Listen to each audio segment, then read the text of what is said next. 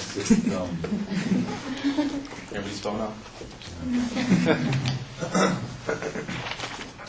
Okay, the Nixon administration declared the war on drugs 42 years ago.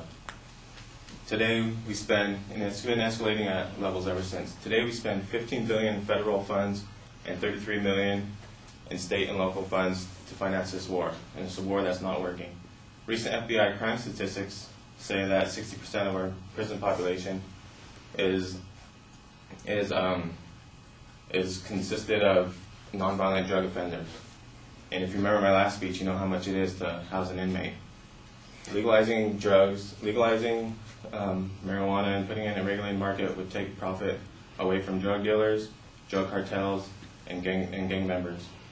And if the government wanted to, they can even tax it and create revenue. So in this speech, I'll argue that you should support HB 1371. First, I'll argue that there are three key pieces of information, or there's three key reasons that you should support 1371. First, I'll argue that marijuana prohibition has led to much of the unsolved crime and is a waste of our resources. Second, I'll argue that passing HB 1371 will reduce federal and state deficits, as well as, and if government taxed it, they can create revenue from this. And third, I will argue that passing SB 1371, HB 1371, will not cause more overall use among the youth. Current drug prohibition is supposed to reduce death, disease, crime, and addiction, and the problem is it hasn't done any of that.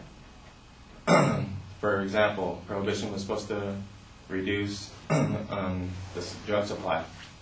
Well, retired Jack Cole, retired police lieutenant and narcotics officer, is now the co-founder of LEAD, which is a law enforcement against drug prohibition, states that in 1970, when he first started his narcotics in the Narcotics Bureau, that in 1970 he was kicking in doors and only seizing ounces and pounds of drugs. And 14 years later, he was kicking in doors still, and now he was seizing tons of marijuana. And even then, it hasn't changed anything on the streets. Drug prohibition was also supposed to make the crime go down.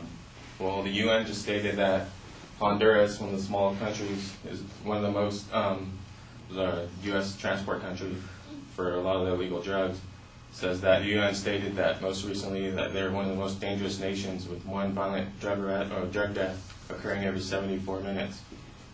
Also, in the last 5 years, the UN stated that Mexico has had over 62,000 drug-related deaths, and 10,000 are still missing or presumed dead. They're still missing and presumed dead. And in the United States, in 1963, our solved murder rate was at 91%. Today, it's only at 55%. So what happened? Did police suddenly become incompetent? No, they received grants for drug arrests and seized assets to make up for their budgetary shortfalls.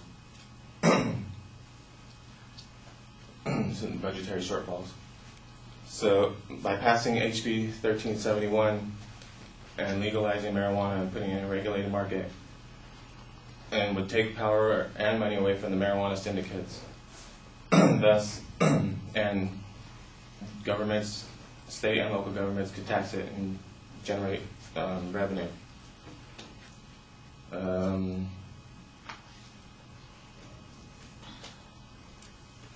A study done by Jeffrey Myron, law professor at Harvard, states that if marijuana was legalized, we'd see an annual revenue of $500 million a year, and $120 million would be freed up from law enforcement professionals too.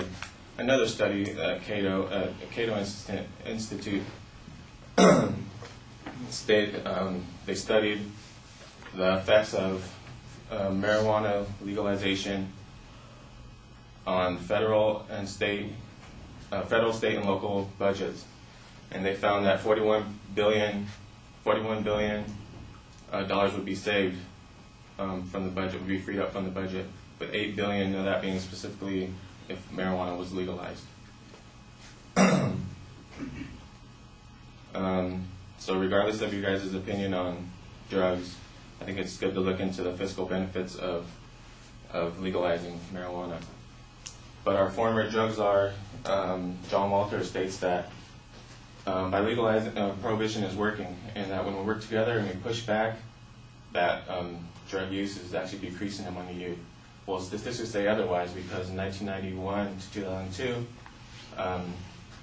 the Center for Disease Control said that marijuana use among teens, among all ages and all grades, has gone up significantly, with 8th graders being the most, of 88% more 8th graders using marijuana. The drug war, another study that the drug war facts.org states that in 2001 to 2005, the lifetime prevalence use of marijuana in the Netherlands was 20%. They said, see, the lifetime prevalence is 20% among the ages 12 and up. So they did another study in the U.S. and they found that our lifetime prevalence of marijuana use is 40%. And they found out that when they went to the drug czar in the Netherlands and they asked them, how could this be? He said the main reason that he thinks that this is working is because they managed to make weed boring. And I think that's true. That's the true statement. Because once you legalize, once kids know that by 18 they have a free choice, it's their own choice if they want to try it or not, they're less likely to try it when they're young. And kids also report it being easier to get legal drugs than it is to get tobacco and alcohol. And that's because drug dealers don't ask for ID. So in this speech, I stated that if marijuana was legal, that drug cartels and gangs and drug dealers would lose profit, and if we put it in a regulated market, that companies would benefit for this, and we could tax and regulate it and generate revenue.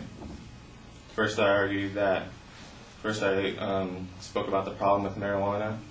Then I offered a solution to help with the problem. And lastly, I argued that HB 1371 would not result in overall use and addiction. So in order to keep our society afloat, we must pass HB 1371. Thank you.